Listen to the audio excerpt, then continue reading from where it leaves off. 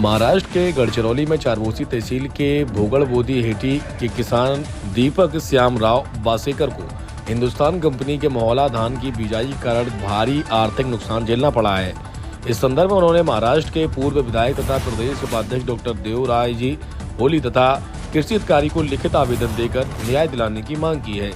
किसान वासेकर ने 10 जुलाई 2025 को चारमोसी के किसान सेवा केंद्र से हिंदुस्तान कंपनी के मोहला धान के बिजाई मॉन्ड्स खरीदकर बुआई की थी। कंपनी की ओर से दी गई जानकारी के अनुसार यह धान 110 से 115 दिनों में तैयार होगा, ऐसा बताया गया था, लेकिन वास्तविकता में 90 से 100 दिनों में ही फसल बालियों पर आ गई। इस कारण धान पूरी तरह नहीं भरा और लगभग 3 एकड़ में लगाई गई फसल असफल हो गई। संवाददाता हस्ते भगत की रिपोर्ट। मी दीपक शामराव वासेकर भोगलबोडी येथील मी एक शेतकरी आहे आणि या पावसाळी हंगामासाठी चामोशी शेतकरी कृषी केंद्र चामोशी इथून हिंदटेक कंपनीचं मोहरा धानाचं वाहन खरेदी केला, बिजाई खरेदी केली होती।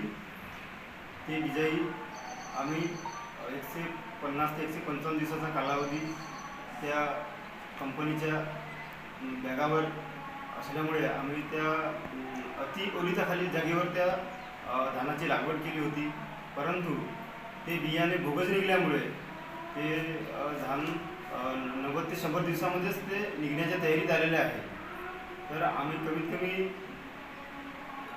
2.5 ते 3 एकरावर त्याची लागवड केली असून आज मार्केट रेटनुसार त्याचा 1.5 ते 2 लाखाचा आम्हाला त्याचं नुकसान होणार आहे।